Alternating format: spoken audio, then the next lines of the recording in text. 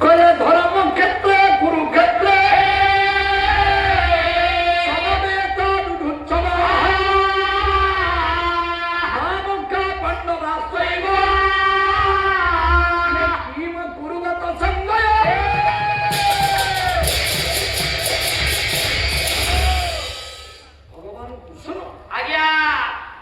ଯେଉଁ ମହାଭାରତ ଯୁଦ୍ଧର ଆୟୋଜନ ହେଇଥିଲା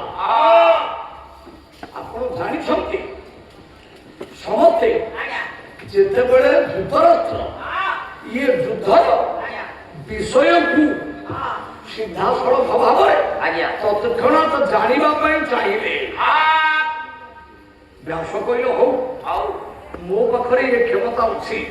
ମୁଁ ତୁମକୁ ଦେଇଦେବି ତମେ ଏଇଠି ବସିବ କୁରୁକ୍ଷେତ୍ରରେ କଣ ଯୁଦ୍ଧ ହଉଛି ତମେ ଏଇଠି ବସି ଦେଖିପାରିବ ଧୃତରାଷ୍ଟ୍ର କହିଲେ ନାଇଁ ମୁଁ ତାକୁ ଦେଖିକି ସହିପାରିବି କିନ୍ତୁ ମୁଁ ଖାଲି ଟିକେ ଶୁଣିବି ଭଗବାନ ବ୍ୟାସ ସଞ୍ଜୟକୁ ଦେଲେ ଦିବ୍ୟ ଚକ୍ଷୁ ସଞ୍ଜୟ ବସିବେ କୋଉଠି ନା ହସ୍ତିନାପୁରରେ ଯୁଦ୍ଧ ହଉଛି କୁରୁକ୍ଷେତ୍ରରେ ହସ୍ତିନାପୁର ହଉଛି ବର୍ତ୍ତମାନର ଦିଲ୍ଲୀ କୁରୁକ୍ଷେତ୍ର ହରିୟାଣାର ଯୁଦ୍ଧ ହଉଛି ଇଏ ବସିବେ ଦିଲ୍ଲୀରେ ଦେଖିବେ କଣ ହଉଛି ଧୃତରାଷ୍ଟ୍ରଙ୍କୁ ଜଣେଇବେ ଏ ମଧ୍ୟ ମୁଁ କାଲି ଆପଣମାନଙ୍କୁ ସୂଚେଇଥିଲି ଜନ୍ ବେୟର ଉଦ୍ଭାବନ କଲେ ଟେଲିଭିଜନ ଦୂରଦର୍ଶନ 1800 କେତେ ମସିହାରେ ଜନ୍ ବେୟର ଉଦ୍ଭାବନ କଲେ ଟେଲିଭିଜନ କିନ୍ତୁ ଭାରତୀୟ ଯୁଗ ଖ୍ରୀଷ୍ଟପୂର୍ବ 5550 ବର୍ଷ ସେତେବେଳରୁ ବି ହଉ ସଞ୍ଜୟଙ୍କର ପଣ୍ଡିତ ମଣ୍ଡଳୀ ଦୂରଦର୍ଶନ ଥିଲା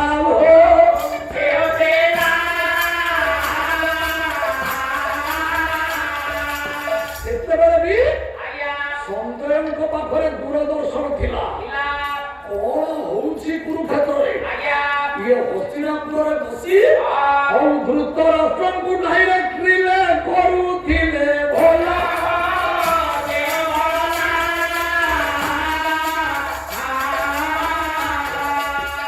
ଧୃତରାଷ୍ଟ୍ରଙ୍କୁ ଲାଇଭ ଟେଲିକାଷ୍ଟ କରୁଥିଲେ ସଞ୍ଜୟ କଣ ହଉଥିଲା କୁରୁକ୍ଷେତ୍ରରେ ଇଏ ହସ୍ତିନାପୁରରେ ବସି କୁରୁକ୍ଷେତ୍ରରୁ ଦେଖିପାରୁଥିଲେ କଣ ହଉଥିଲା ତାମାନେ ଦୂରଦର୍ଶନ ଆମ ମହାଭାରତରେ ଅଛି ତାକୁ ନେଇ ଜନ୍ ବେୟର ସୂତ୍ର ନେଇ ତାକୁ ଯନ୍ତ୍ରରେ ଖଞ୍ଜିଦେଲେ ବୋଲି ଆମେ କହିଲେ ଦୂରଦର୍ଶନର ଉଦ୍ଭାବକ କହିଲେ ଜନ୍ ବେୟର ଆମ ପାଖରେ ସବୁ ଜିନିଷ ଅଛି କିନ୍ତୁ ଆମେ କେବଳ ତାକୁ ମୁଖସ୍ଥ କଣ୍ଠସ୍ଥ କରିବାରେ ଲାଗିଲେ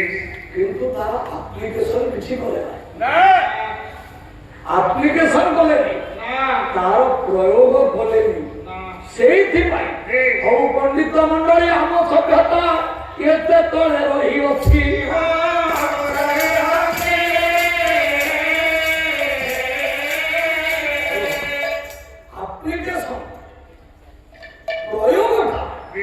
କେତେ ମୂଲ୍ୟବାନ ଆପ୍ଲିକେସନ ବା ପ୍ରୟୋଗ ଜୀବନରେ କେତେ ମୂଲ୍ୟବାନ ଏ ମଧ୍ୟ ଆପଣ ଦେଖିବେ ମନ୍ତ୍ରକୁ ପଢିବା ଏଇଟା କେବଳ ଉଚ୍ଚାରଣ କିନ୍ତୁ ମନ୍ତ୍ରକୁ କାର୍ଯ୍ୟରେ ଲଗେଇବା ଏଇଟା ହେଲା ଆଚରଣ ଖାଲି ଉଚ୍ଚାରଣ ଦ୍ୱାରା କିଛି ହବ ନାହିଁ ଯଦି ଆମର ଆଚରଣ ନାହିଁ ମୁଁ ଏ କଥା କାହିଁ କହିଲି ଆମ ଶାସ୍ତ୍ରରେ ଏମିତି ଅନେକ କଥା ଅଛି ଯାହାକୁ ଆମେ କେବଳ ଉଚ୍ଚାରଣରେ ସୀମିତ ରହିଗଲେ ସେଇଥିପାଇଁ ଆମ ସଂସ୍କୃତି ଏତେ ପଛୁଆ ହେଇଯାଇଛି ସଞ୍ଜୟ ଦିବ୍ୟ ଚକ୍ଷୁ ଦେଇଥିଲେ ବ୍ୟାସ ଧୃତରାଷ୍ଟ୍ର ପଚାରିଲେ कौन पचारे कहले धर्म क्षेत्रे कुरुक्षेत्रे समवेदानुच्छव कहले धर्म क्षेत्र रूपी कुरुक्षेत्र रे युद्धोत्सव गोटे शब्द होउची युद्धुत्सु युद्धुत्सु शब्द आपण देखिबे व्याकरण रे गोटे नियम अछि इच्छा अर्थरे सन प्रत्यय हुए खाइबार इच्छा सन प्रत्यय हेले शब्दटा हबो बुभुक्षा पीबार इच्छा पा भूत सन पिपासा सिमति युद्ध करिबार इच्छा युद्धुत्सु शब्द बहुवचन हला भानु भानु भानव युद्धुत्सु युद्धुत्सु युद्धुत्सव बोले युद्ध करिबाकू इच्छा करुथिया व्यक्ति माने एकाठी हेई किम अपूर्वत कोन बोले भाईना श्लोक पढ़िबो अन्वय करिबो पदार्थ फिटाइबो ताहले देखिबा मो भाईना बही देखि जंतुनी हे मो भेले जंतुनी मुए कथा काई कहिली ना किम अपूर्वत पछारिले कोन बोले आपन विचार करे या पूर्वरु जे कहिले युद्धोत्सव युद्ध करिबाकू जाइथिला व्यक्ति माने ये तो युद्ध करिबा पई जाइछथि आ कोन बोले बोली बताले से रोसे करि खाली करो ये तो युद्ध करिबा पई एकाठी आ कोन करिबे युद्ध तो करिबे ना किंतु पछारिले भूतर ये कोन बोले तामाने यांकर पछारिबा लोक यांको पछारिबा लोक ये युद्धरे किए जय करिबो मते दिके कहि दे काई ना यांको मनरे संदेह अछि ना आपण देखिबे यांको मनरे इति संदेह केवल एकुटिया दुतरचनो गांधारी बहुत टिकी आपण को आगर नहीं देखि ए बोले जमरी यांको संदेह अछि अरे किए जय करिबो संदेह अछि प्रसन्न सर्वप्रथम श्लोक उत्तर हला श्रीमद् भगवत गीता सर्वशेष श्लोक संदेह करे करे तत्व योगेश्वर कुशल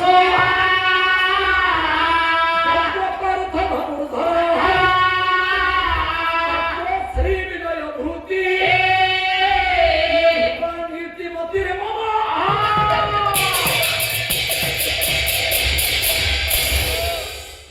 कहिले महाराज आपन जो जीतिबा कथा कहउछन ये घर करिबो जत्र जोगेश्वर कुशल जोठी जोगेश्वर कुशल जत्र पार्थ धनुर्धर जोठी पार्थंक भଳି धनुर्धर अछंती श्री विजय श्री तत्र श्री विजय सेठी माने जोठी अर्जुन अछंती जोठी जोगेश्वर कुशल अछंती जयता से तामाने जोठी कुशल और जोठी अर्जुन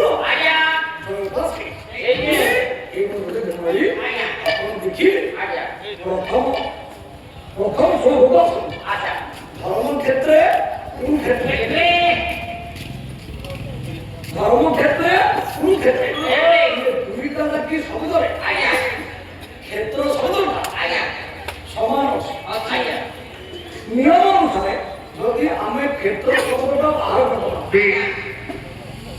धर्म क्षेत्र कुरुक्षेत्र आम क्षेत्र शब्द ये दुईटा देखिए शब्द कमन नहीं क्षेत्र बाहर धर्म गुरु धर्म क्षेत्र कुरुक्षेत्र ये दुईटा शब्द यदि क्षेत्र को बाहर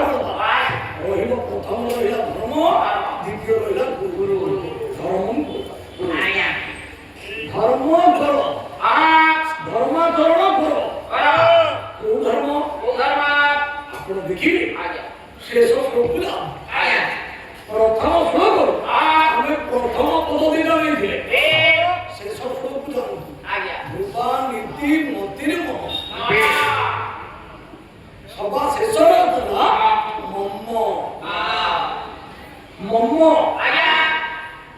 ଅସମତ ଶବ୍ଦ ଷଷ୍ଠୀ ଏକବଚନ ରୂପ ହଉଛି ମମ ମେ ହନକୁ ଅସମାପନ ମମ ମେ ମାନେ ମୋର ମମ ମାନେ ମୋର କହିଲେ ମମ ଧର୍ମ ମୋ ଧର୍ମକୁ ଆଚରଣ ଏ ମଧ୍ୟରେ ଧର୍ମୀ ମୁଁ ଏ କଥା କାହିଁ କହିଲି ନା ପ୍ରକୃତରେ ଏ ଗ୍ରନ୍ଥର ନାମ ଜୟ ଏଇଥିପାଇଁ ହେଇଥିଲା ଜୟ କାହାର ମୋ ଧର୍ମକୁ ଆଶ୍ରୟ କରନ୍ତି ମୋ ଧର୍ମ ମାନେ ଆପଣମାନେ ଭାବୁଥିବେ ଭଗବାନଙ୍କୁ ଭଜନ କରିବା ଭଗବାନଙ୍କୁ ସ୍ମରଣ କରିବା ଭଗବାନଙ୍କୁ ମନେ ପକେଇବା ଏଇଟା ବୋଧେ ଭଗବାନଙ୍କ ଧର୍ମ ନାଇଁ ଆଉ ଏଇଟା ବି ଭଗବାନଙ୍କ ଧର୍ମ ନୁହଁ କାରଣ ଭଗବତ ଗୀତା ଏଇଥିପାଇଁ ଲେଖାଯାଇ ନାହିଁ ଶ୍ରୀମଦ୍ ଭଗବତ ଗୀତା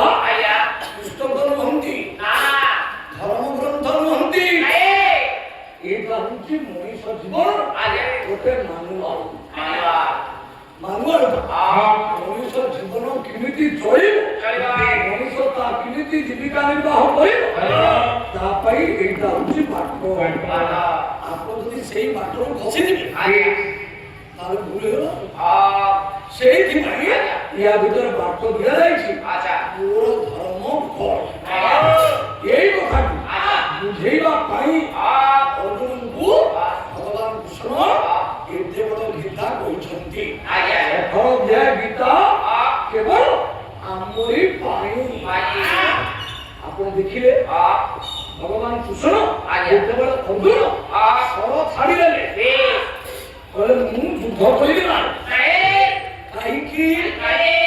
କିଏ ମୋର ମାମୁଁ ମହାପୁରା ହାସ୍ୟା ପୌତ୍ର ସମ୍ବନ୍ଧୀର ତଥା କିଏ ମୋର ମାମୁଁ କିଏ ମୋର ପୁତୁରା କିଏ ନାତି କିଏ ସମ୍ବନ୍ଧୀ ମୁଁ ଏମାନଙ୍କ ସହିତ ଯୁଦ୍ଧ କରିବି ଏତାନ୍ନ ହନ୍ତୁ ଇଚ୍ଛାମି ଘ୍ରତୋମି ମଧୁସୂଦନମ୍ ଏତାନ୍ନ ହନ୍ତୁ ଇଚ୍ଛାମି ମୁଁ ଏମାନଙ୍କୁ ମାରିବା ପାଇଁ ଇଚ୍ଛା କରୁନି ଅପି ତ୍ରୈଲୋକ୍ୟରାଜସ୍ୟ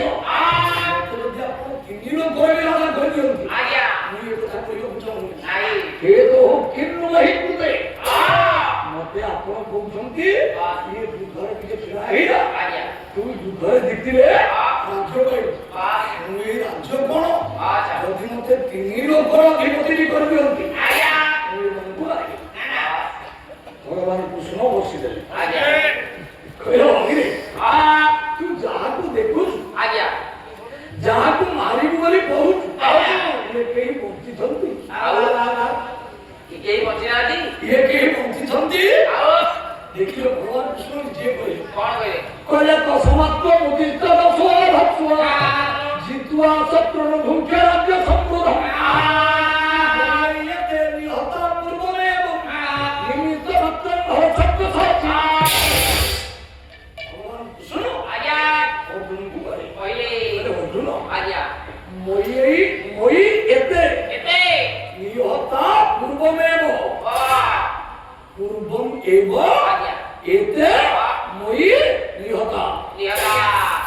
ବହୁତ ପୂର୍ବରୁ ମୁଁ ଏମାନଙ୍କୁ ମାରି ସାରିଛି ନିମିତ୍ତ ଶବ୍ଦ ସାଥୀ ହେ ଶବ୍ଦ ସାଥୀ ତୁ ଖାଲି ଠିଆ ହ ଟିକେ ତୁ କିଛି ମାରିବୁନି ନା ଏ ତ ମରିଯାଇଛନ୍ତି ମାରିବୁ ଏଗୁଡ଼ାକ କେହି ବଞ୍ଚି ନାହାନ୍ତି ଯଦି ଭଗବାନଙ୍କର ଏ କଥା ସତ୍ୟ ତାହେଲେ ଆପଣମାନେ ଏବେ କୁହନ୍ତୁ ହଉ ମହାଭାରତରେ ମୃଦର କି ବାବୁ ଯୁଦ୍ଧ କରୁଥିଲେ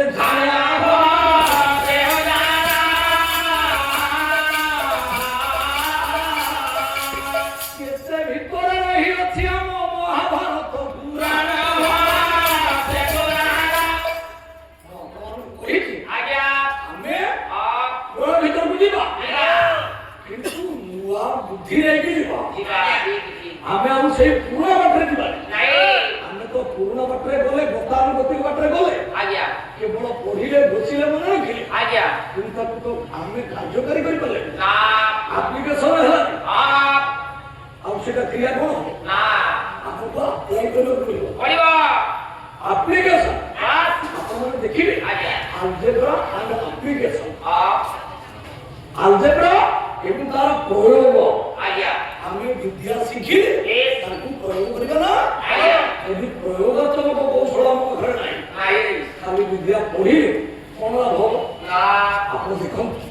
ভগবান কৃষ্ণ নিজে কহিলে ময়েই বেতে নিহতা পূর্বমেব এମାନଙ୍କୁ ମୁଁ ପୂର୍ବରୁ ମାରି ସାରିଛି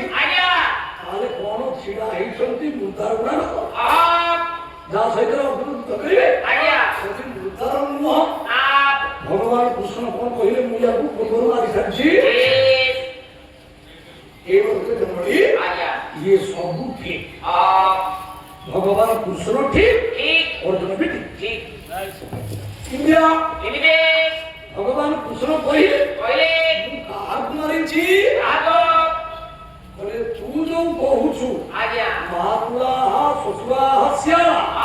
ପବିତ୍ର ସମ୍ବନ୍ଧୀର ତଥା ଇଏ ମୋର ମାମୁଁ ଇଏ ମୋର ଶ୍ୱଶୁର ଇଏ ମୋର ଶଳା ଏଇ ଯୋଉ ମୋର ଭାବ କହିଲେ ମମ ପିତା ମମ ମାତା ମମେୟଂ ଗୃହିଣୀଂ ଗୃହଂ ଏକମି ଧର୍ମତ୍ୱଂ ମୋହଇତି ପ୍ରକୃତିତ କହିଲେ ଅର୍ଜୁନ ଏଇ ଯୋଉ ମୋର ଭାବ କିଛି ତୋର ନୁହଁ ତୋର କିଛି ନୁହଁ ତୋର ଚାଲିବାର ଶକ୍ତି ବି ନାହିଁ ତୋର ଠିଆ ହେବାର ଶକ୍ତି ବି ନାହିଁ ସିଆଡ଼କୁ ଯିବା ତ ବହୁତ ଦୂର କଥା ଆପଣ ଯାହା ଖାଉଛନ୍ତି କୁହନ୍ତୁ ତ ଛାତିରେ ହାତ ବାଡ଼େଇକି ତାକୁ ହଜମ କରିବାର ଶକ୍ତି ଆପଣଙ୍କର ଅଛି ଆପଣ ଯୋଉ ଖାଦ୍ୟଟିକ ଖାଉଛନ୍ତି ତାକୁ ହଜମ କରିବାର ଶକ୍ତି ବି ଆପଣଙ୍କର ନାହିଁ ଆପଣ ଦେଖନ୍ତୁ ମୁଁ ଏ କଥା ଆପଣଙ୍କୁ କହୁନି ଆପଣମାନଙ୍କର ଶ୍ରୀମଦ୍ ଭଗବତ ଗୀତା କହିଲେ ମନୁଷ୍ୟ ଯୋଉ ଖାଦ୍ୟ ଖାଉଛି ଏ ଖାଦ୍ୟକୁ ସେ ହଜମ କରିପାରିବ ନାହିଁ କହିଲେ ଅହଂ କୈସା ମୋର ଭୂତ୍ୱା ଦେହମାଶ୍ରିତ ସମାଧୁକୃତ ଚତୁର୍ବିଧ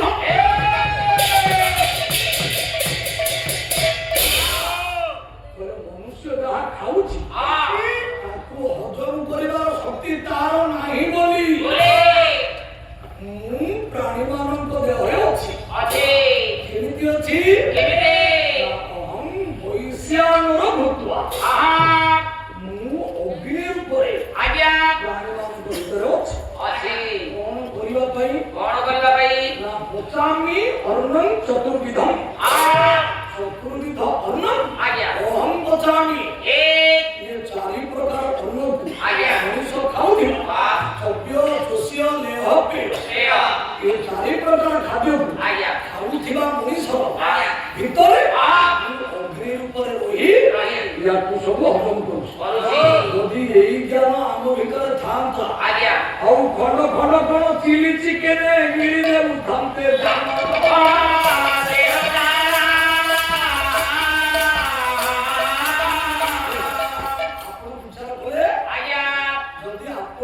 ଠାକୁରଙ୍କ ପାଇଁ ଫୁଲ ଧରିକିରି ଆସୁଛନ୍ତି ଆପଣଙ୍କୁ କିଏ ବାଟରେ କହିଲା ଭାଇ ମୁଁ ଏ ମାଛଟା କିଣିଛି ଟିକେ ନେଇକି ଆମ ଘରେ ଦେଇଦେବି ମୁଁ ଠାକୁରଙ୍କ ପାଇଁ ଫୁଲ ଧରିକି ଯାଉଛି ମାଛଟା ଠାକୁରଙ୍କ ପାଇଁ ଫୁଲ ଗୋଟେ ହାତରେ ଧରିଛନ୍ତି ମାଛଟା ଆଉ ଗୋଟେ ହାତରେ ଧରିଲେ ଯଦି ମାରା ହେଇଯିବ ଆଉ ସେଇ ଠାକୁରଙ୍କୁ କେମିତି କୁକୁଡ଼ା ଦଉଛନ୍ତି ଜାଣ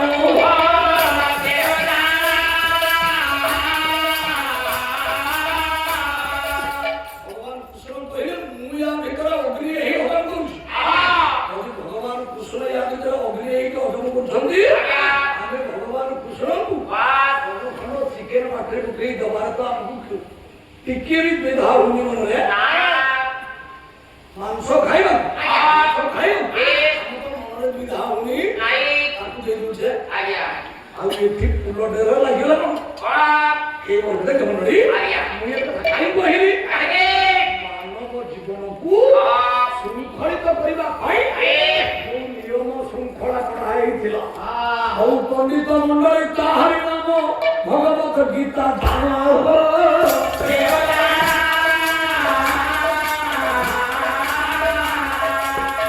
ଖାଦ୍ୟ କଣ ଅଖାଦ୍ୟ କଣ କେମିତିଆ ଆମେ କଣ ଖାଇଲେ ଆମ ଶରୀର ବଢା ହବ ଏ କଥା ମୁଁ କହୁନି ଆମ ଶାସ୍ତ୍ର ଆମ ଶାସ୍ତ୍ର କହିଲେ ସ୍ୱପ୍ନେ ବିଭୂତ ସେ ତତ୍ତ୍ୱସ୍ୟ ସାର ନିବୋଧି ତୋର ସାହା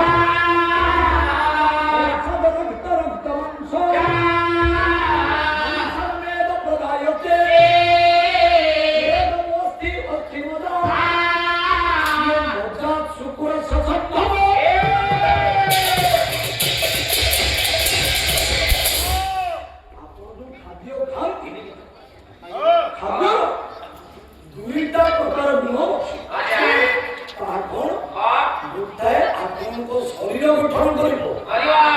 ଆଉ ଗୋଟେ ଆପଣଙ୍କର ମନକୁ ଗଠନ କରିବ ଖାଦ୍ୟ ଗୋଟାଏ ମନ ଗଠନ କରିବ ଆଉ ଗୋଟାଏ ଶରୀର ଗଠନ କରିବ ଏ ଗୋଟେ ଶରୀର ଗଠନ ପାଇଁ ଚରକ କହିଲେ ସମ୍ୟକ୍ ଭୂତସ୍ୟ ତତ୍ତ୍ୱସ୍ୟ ସାରୋ ନିବୋଧିତ ଆପଣ ଖାଉଥିବା ଖାଦ୍ୟ ଯୋଉ ସାରଟା ବାହାରିଲା ତାକୁ କୁହାଯିବ ରକ୍ତ ରସରୁ ତିଆରି ହବ ରକ୍ତ ରକ୍ତରୁ ତିଆରି ହବ ମାଂସ ମାଂସରୁ ତିଆରି ହବ ମେଦ ମେଦରୁ ତିଆରି ହବ ଅସ୍ଥି ଅସ୍ଥିରୁ ତିଆରି ହବ ମଜା ମଜାରୁ ତିଆରି ହବ ଶୁକ୍ର ଆପଣ ଯେମିତିଆ ଖାଦ୍ୟ ଖାଇବେ ମାସେ 7 ଦିନ ପରେ এই খাদ্যটা পরিবর্তিত যাই যেতবে আপনার শুক্রে মিশিব সেতবে সেই খাদ্যর প্রতিক্রিয়া আপনার শরীর উপরে পড়ব নিশ্চয় জানাব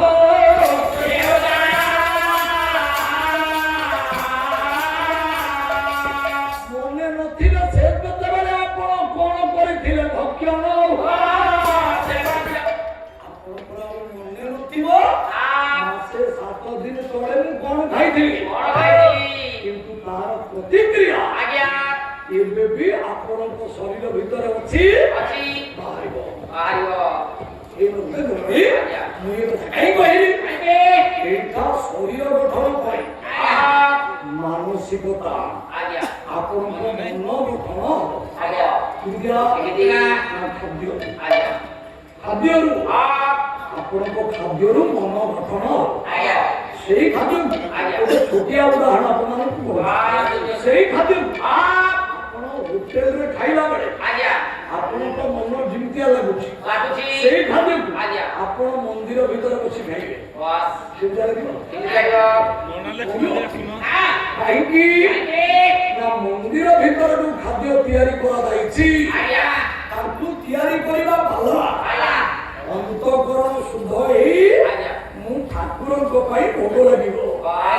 ଅନ୍ତଃକରଣ ଶୁଦ୍ଧ ହେଇ ତା ମନରେ ଶୁଦ୍ଧତା ରଖି ତାକୁ ତିଆରି କରିଛି ସେ ଖାଦ୍ୟରେ ଅନ୍ତଃକରଣ ଶୁଦ୍ଧତାଟା ମିଶିଛି ସେଇଥିପାଇଁ ସେ ଖାଦ୍ୟଟା ଏତେ ସ୍ୱାଦ ହେଇଛି କିନ୍ତୁ ହୋଟେଲରେ ଆପଣଙ୍କୁ ଦିଆଯାଉଛି ସିଏ ଟଙ୍କା ନବ ରୋଷେଇ କରିବ ଗୋଟେ ହାତରେ ବିଡ଼ି ଖାଇଲା ବେଳେ ଆଉ ଗୋଟେ ହାତରେ କରୁଛନ୍ତି ଚଲେଇବ ଏ କଥା କାହିଁ କହିଲି ଆଜି ଆମ ଛୁଆଙ୍କ ପାଇଁ ମଦର୍ସ ମେଡ୍ ଏଇଟା ପସନ୍ଦ ହଉନି ଅଦର ମେଡ୍ ମଦର ମେଡ୍ ନ ହେଇକିରି ଆମର ଛୁଆଙ୍କର ଖାଦ୍ୟ ହେଇଗଲାଣି ଅଦର ମେଡ୍ ବାହାରୁ କିଣା ଯାଇଥିବା ଖାଦ୍ୟ ଆମ ଛୁଆ ଟିଫିନରେ ନେଇ ଘରକୁ ଯାଉଛି କଣ ଦି ଖଣ୍ଡ ଦେଲେ ହବନି ତାର ମା ତିଆରି କରିଦେଇଥିବା ହାଲୁଆ ସିଏ ପାଟିକି ଭଲ ଲାଗେ ମା ତିଆରି କରିଥିବା ଛତୁଆ ସିଏ ଭଲ ଲାଗୁଛି ଆପଣ ଜାଣିବେ ଛୁଆଟାକୁ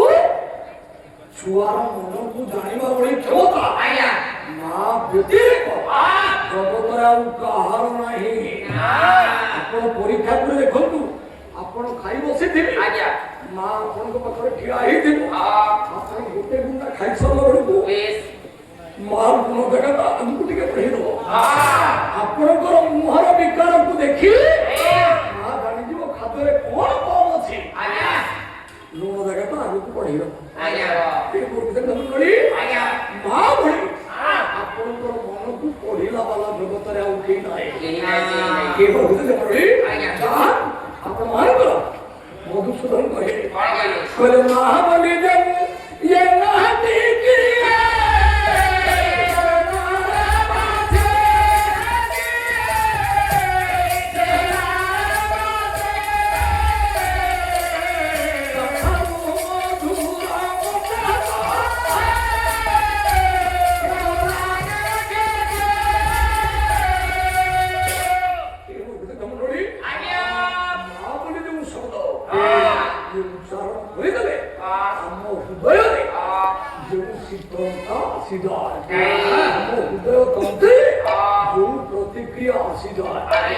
সেই প্রতিক্রিয়াটা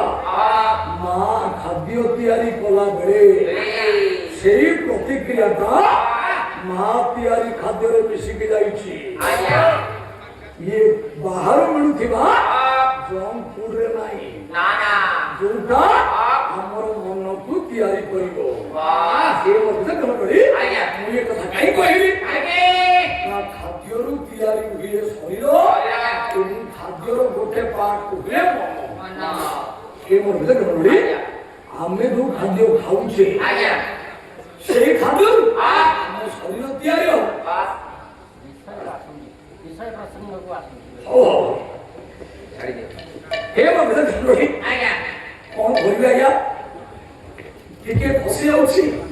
बहुत सुंदर आपण बहुत उपस्थापना एवं परिवेशन भारी सुंदर सही किंतु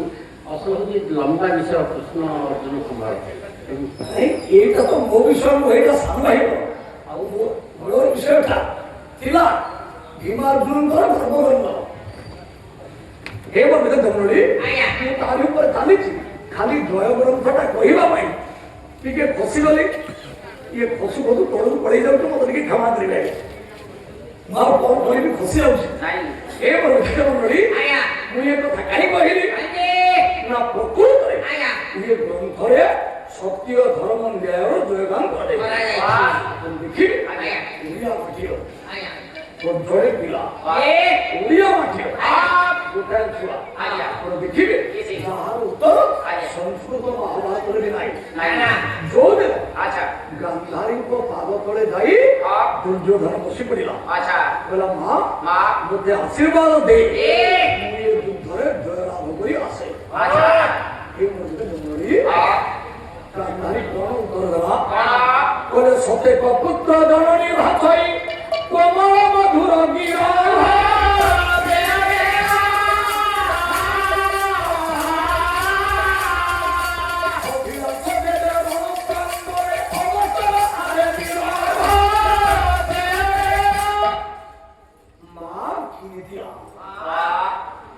मार हृदय किती दिया राज दुर्योधन आज्ञा जेतेबेले मां गांधारी को पाखरे आशीर्वाद भिक्षा करिछि मां गांधारी कहला अरे पुओ आशीर्वाद नहीं आज्ञा युद्धरे जयलाभ करिबा आज्ञा कोन दिन पड़िया कहले अभिलाष देबे आज्ञा रण प्रांगणे आज्ञा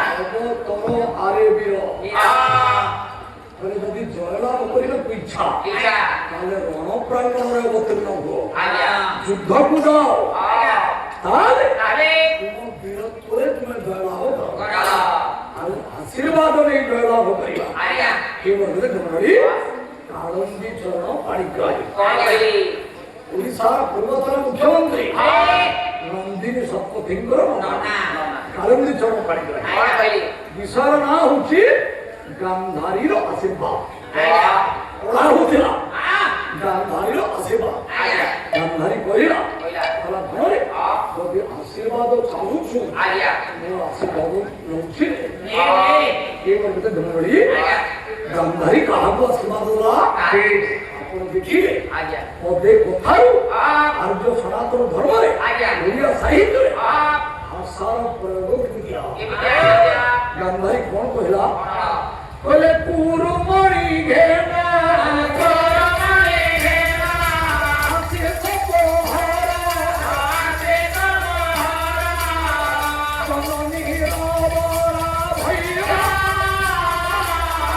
जननी रावरा भैया ओ जय हे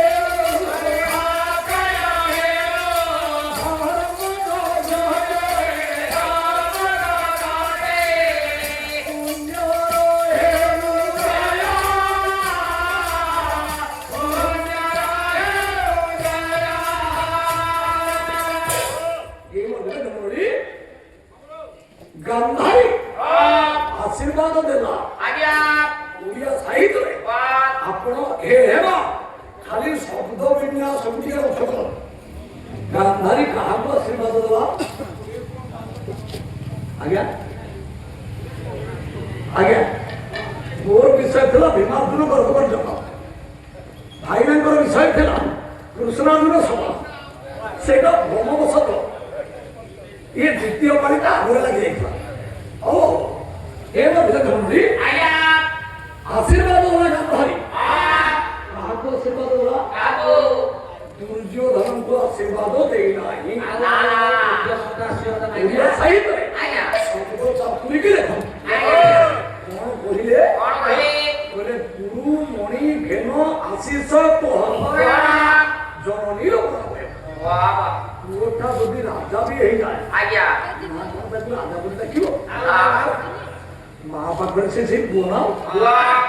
এই মধ্যে দেখুনরি আজ্ঞা মা গান্ধারী ও দুর্যোধন को आशीर्वाद दे आशीर्वाद देले राजमाता गांधारी आज्ञा যুবরাজ দুর্যোধন कहले गुरु मणि घेन आशीष तोहर जननी बड़ भयो अक्षय हे पुण्य दबते धर्म हे जय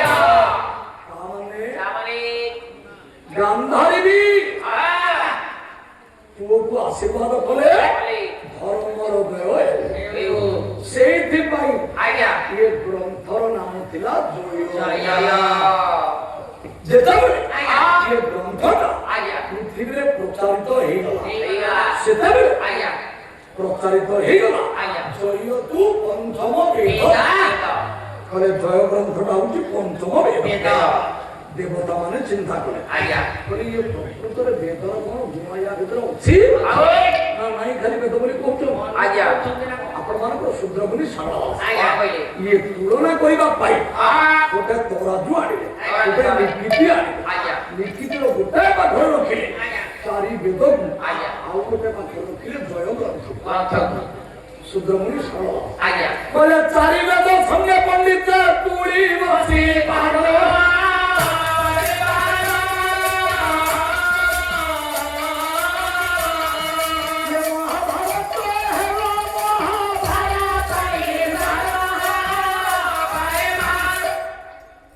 যেতবেলে গোটায় পাখরে চারি বেদ আজ্ঞা গোটা পাখরে জয় গ্রন্থ রক্ষি বদল বলে মহাভারা পাইলা বলি ইয়াকু উপাধি দিয়া গলা মহাভারত অধিকা ওজনিয়া হেলা আজ্ঞা কোন পে ওজনিয়া হেলা টাকা লাগা অধিকা ব্যাস কইলে আজ্ঞা কইলে মহত্বে তো গুরুত্বে তো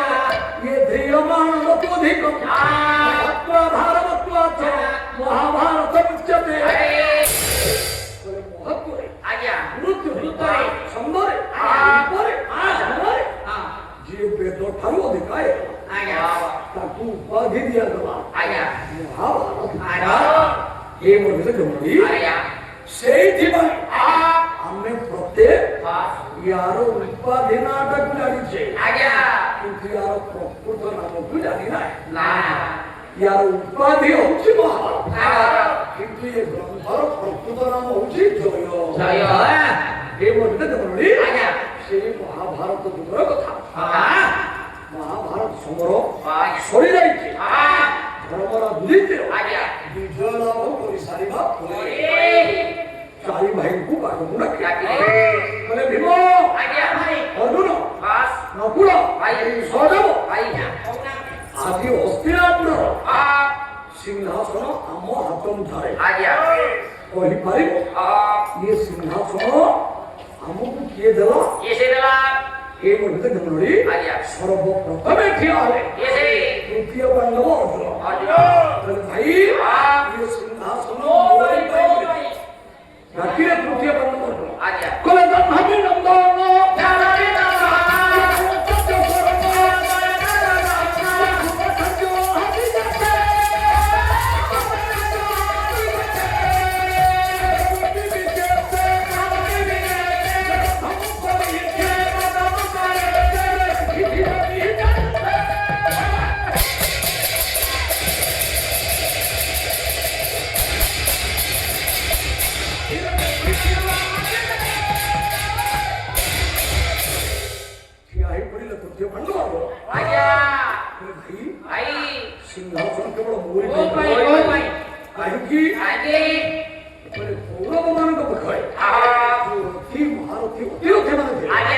ବିଷମ ଦ୍ରୋଣ ରୂପ କର୍ଣ୍ଣ ଶଲ୍ୟ ଅନ୍ତକର୍ମା ଇଏ ରଥି ମହାରଥୀ ଅତିରଥୀ ଯୁଦ୍ଧରେ ସମ୍ମୁଖୀନ ହବା ପାଇଁ ବୀର ଇଏ ଅର୍ଜୁନଙ୍କ ବ୍ୟତୀତ ଆଉ କିଏ ଥିଲା କଲେ ଖାଲି ସେତିକି ନୁହଁ ଆହୁରି ଗୋଟେ ବି କାରଣ ଅଛି କଲେ ଜଗତନାଥ ମୋ ହର ରହୁବରା ନିତ୍ୟ ରହୁଥିରେ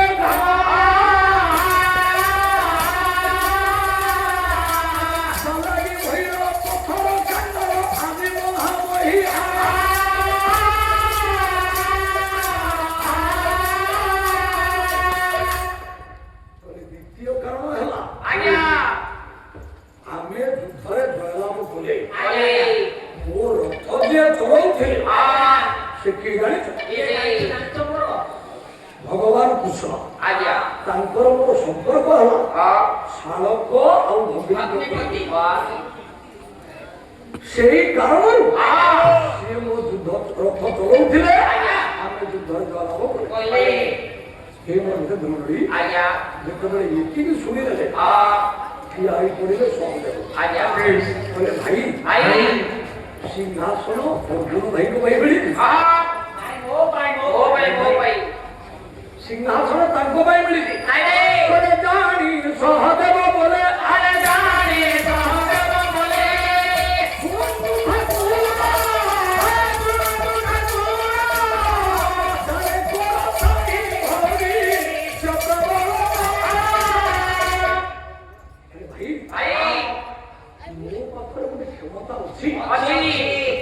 ମୁଁ ହାତକୁ ଚାହିଁଦେଲେ କହିଦେବି ଭବିଷ୍ୟତରେ କଣ ହବ ଜାଣେ ତୋର ଚାହିଁ ଭବିଷ୍ୟତ କଣ ହବ ମୁଁ ଜାଣିଛି ଭବିଷ୍ୟତରେ କଣ ହବ କହିଲେ ଭାଇ ଟିକେ ମନେ ପକେଇଲ ଯେତେବେଳେ କହିଲେ ଦେବେ ବ୍ୟାସ ସରୋବରେ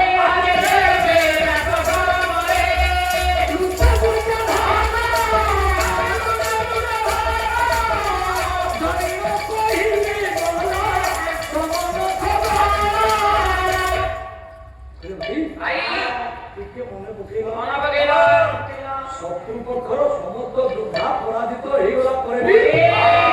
যদি শত্রু পক্ষর রাজা বঞ্চিছি যেତେବେଳେ ବ୍ୟାସ ସରୋବର ଭିତରେ ଲୁଚିଥିଲା ମୁଁ ଜାଣିଥିଲି ମତେ ପଚାରିବ ମୁଁ କହିଲି ପରେ ସିଂହାସନ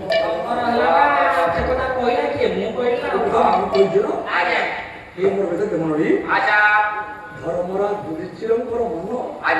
ଟିକେ ମଉଳି ଗଲା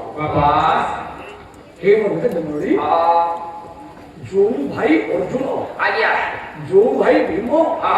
ଯୋଉ ଭାଇ ସହଦେବ ଭାଇଙ୍କୁ ସକାଳ ପାଇବା ମାତ୍ରେ ଭାଇଙ୍କ ପାଦ ସ୍ପର୍ଶନ କରିବା ପର୍ଯ୍ୟନ୍ତ ସ୍ପର୍ଶ କରୁନଥିଲେ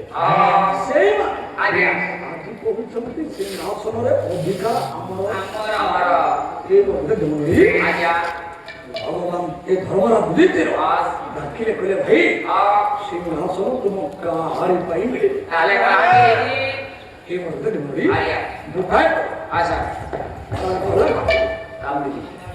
ओम श्री श्री सत्यनारायण नमः पूज्यस्पद गायक धर्मराज युधिष्ठिर डाकिले कहले भाई सिंहासन तुम काहारी पाई मिले ना सिंहासन कोन पाई मिले जण कोन पाई कोठाय राग हल्ला उपरे कामदी आसु कहले युधिष्ठिर देव भारी सुना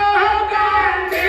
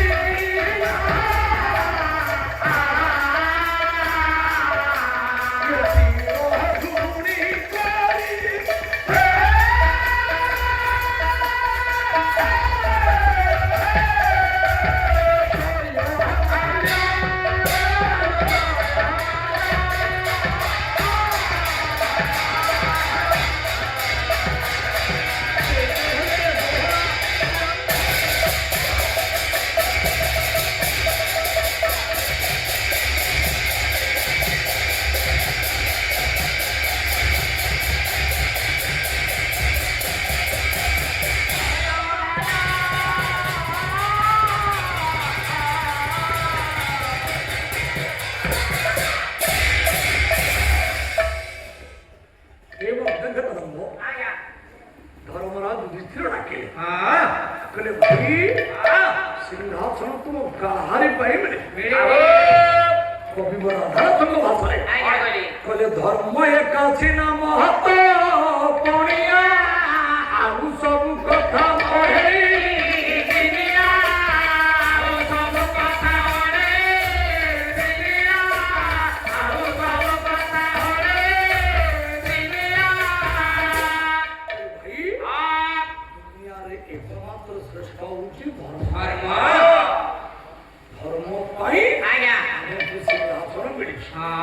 কলে তরিবাকু এই সংসার বারিধি ধর্ম একা পত বড়ি প্রতিনিধি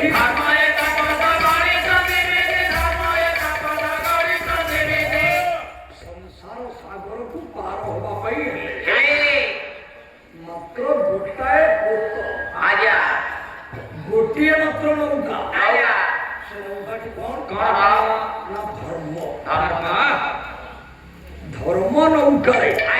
ଆମେ କେବଳ ପାର ହେଇପାରିବା ଧର୍ମ କଣ ମନ୍ଦିରକୁ ଗଲେ ନାଇଁ ମନ୍ଦିର ଯିବା ମସଜିଦ ଯିବା ଗିର୍ଜା ଯିବା ଭଗବାନଙ୍କୁ ଆରାଧନା କରିବା ୟାକୁ ଧର୍ମ କୁହାଯାଏ ନାଇଁ ୟା ନା ଧର୍ମ ନୁହଁ ଧର୍ମ କଣ ধারণা তো ধর্ম বিদ্যা ধর্ম ধারয়তে প্রজা বলে ধারণা শব্দ ধর্ম শব্দ তৈরি ধ্রু সংস্কৃতরে ধ্রু ধাতু ধারণ করিবা অর্থরে যিয়ে আমকু ধরিছি ଆଉ ଆମେ ଯାହାକୁ ଧରିଛେ ଯିଏ ଆମକୁ ଧରିଛି ଆଉ ଆମେ ଯାହାକୁ ଧରିଛେ ସେ ହଉଛି ଧର୍ମ ଆମେ କାହାକୁ ଧରିଛେ ଆଉ ଆମକୁ କିଏ ଧରିଛି ଏ ବର୍ତ୍ତ କେମିତି ଆମେ ଧରିଛେ କର୍ମକୁ ଆଉ କର୍ମ ଧରିଛି ଆମକୁ କେମିତି ଏ ବର୍ତ୍ତ କେମିତି ମୁଁ ଆପଣମାନଙ୍କୁ କାଲି କହିଥିଲି ଆମ ଜନ୍ମ ହଉଛି କର୍ମ ପାଇଁ ଆମେ କର୍ମ ଯୋଗୁ ଜନ୍ମ ହେଇଛେ କର୍ମ ପାଇଁ ସଂସାର ଭିତରେ ଅଛେ କର୍ମ ପାଇଁ ଆମ ଜନ୍ମ ଆମ ସୃଷ୍ଟି ଆମ ସ୍ଥିତି ଆମ ଲୟ ତିନିଟା ଯାକି ଗୋଟିଏ ଛୋଟିଆ ଉଦାହରଣ ଆପଣମାନଙ୍କୁ ଦେବି ଆମ ଜନ୍ମଟା କର୍ମ ପାଇଁ ଆମେ ଜନ୍ମ ହେଇଛି କେବଳ କର୍ମ ପାଇଁ ମତେ ଏଇ ଦେହଟା ମିଳିବ କୋଉଠୁ ସ୍ଥିର ହେଲା ମୁଁ ଏଇ ଦେହକୁ ଆସିବି ଇଏ ସ୍ଥିର ହେଲା କୋଉଠୁ ମୋ ପୂର୍ବ ଜନ୍ମର କର୍ମ ପ୍ରମାଣ ଆପଣ ଦେଖିବେ ଶ୍ରୀମଦ ଭାଗବତ ଭାଗବତରେ ଜଗନ୍ନାଥ ଦାସ କହିଲେ ଜନ୍ତୁ ଜୀବନ ଯିବା କାଳେ ତାହାକୁ ଦେଖୁ ଛାଇ ତଳେ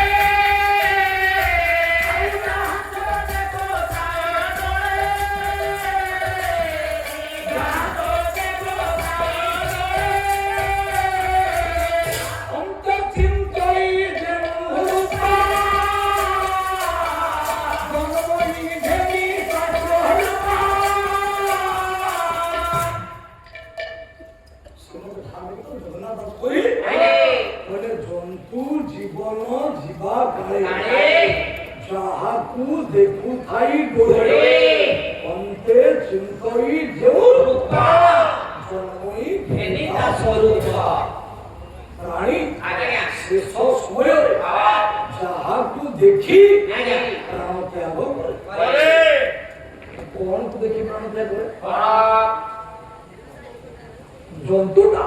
କଣ ଦେଖିଲା ଏ ମତେ ଗଣଳି ଆଉ ଟିକିଏ ସୁଖଭୋଗ ଆପଣମାନଙ୍କୁ ଏ ମଧ୍ୟ ଗଣଳି ଆପଣ ଦେଖିବେ ଆପଣମାନେ ସମସ୍ତେ କୁହନ୍ତି ଯେତେବେଳେ ଆମର ମୃତ୍ୟୁ ହବ ଜମର ଦି ଜଣ ବାଞ୍ଜିଆ ଅଛନ୍ତି ଆମ ଜୀବନର সারা জীবনের কর্মକୁ ନେଇ জমাগরে কহিবে জমাগরে কহিবে জম সেই অনুসারে ଆପଣ ବିଚାର କରନ୍ତୁ ଚିତ୍ରଗୁପ୍ତ ବୋଲି ଜଗତରେ କେହି ଅଛି ନା ଯମ ବୋଲି ଜଗତରେ କେହି ଅଛନ୍ତି ଆମେ ପୁରାଣ ଶୁଣିଛୁ ଯମ କେହି ନାହାନ୍ତି କି ଚିତ୍ରଗୁପ୍ତ ବି କେହି ନାହାନ୍ତି ପୁରାଣ କହିଲା ଯମ ହଉଛନ୍ତି 14 ଜଣ 14 ଜଣଙ୍କୁ କୁହାଯାଏ ଯମ ଆପଣ ଦେଖିବେ ଯେତେବେଳେ କୋର୍ଟରେ ବିଚାର କରାଯାଏ ଟିକେ ହାଲକା କେସ୍ ଅଛି ତାକୁ ଜଣେ ବିଚାରପତି ବିଚାର କରିଦେବେ ଯୋଉଠି ଟିକେ କେସ୍ ଟା କଠିନ ଅଛି ଗମ୍ଭୀର ଅଛି ତାକୁ ଜଣେ ବିଚାରପତି ବୁଝେଇ ପାରିବେନି ତାକୁ ଗୋଟେ ଡିଭିଜନାଲ ବେଞ୍ଚ ତିଆରି ହବ 5 ଜଣ କି 10 ଜଣ ସେଠି ଜଜମେଣ୍ଟ ଦେଲା ବେଲା ବସିବେ ସମସ୍ତଙ୍କର ମତ ଦିଆଯିବ ये मृत्युटा होची कथा अहत रात्रि तो भेद संधि दिन राति प्रभात प्रदोष अनल अनिल वायु आकाश पृथ्वी इनके ये 14 जन आम केस को विचार कर कौन विचार करेंगे विचार कहाँ करती ना मु जो कर्म करिछि ताकू देखिछि के एई 14 जन किछ आपण कर्मटा दिन रे करथिबे नले रात्रि करथिबे नले संध्या समय करथिबे समय करथिबे ये समस्त आपण भूल जा किए देखिछि न देखिछि ताकू आपण भूल जा आपण जो कर्म करिछंती ताकू आपणको ठारू आउ अधिक किए देखिछि आपण जो कर्मटा करिछंती ताकू आपणको ठू आउ घर भाबरे किए देखिछि महापुरुष अच्युत कहे कहले गुप्त हुई चित्त जाई देवता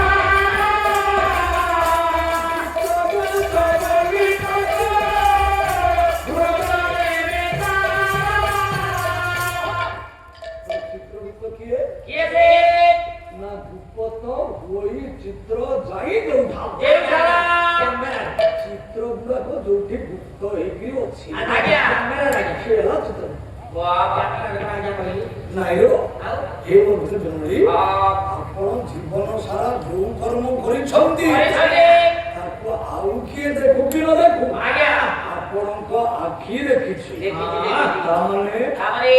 आपणक आखि रे आरंभ शेष पर्यंत सबु चित्र अछि आपण देखिबे गोटे सिनेमा तैयारी करबा पय वर्ष वर्ष समय लागुछि किंतु ताकू जते बेले रील रे जोड़ी दिया हला आपण 3 घंटा रे बसी हॉल रे देखिले बस सेमिति ये जीवन रो शेष समय रे बोले समग्र मानव जीवन रो चित्र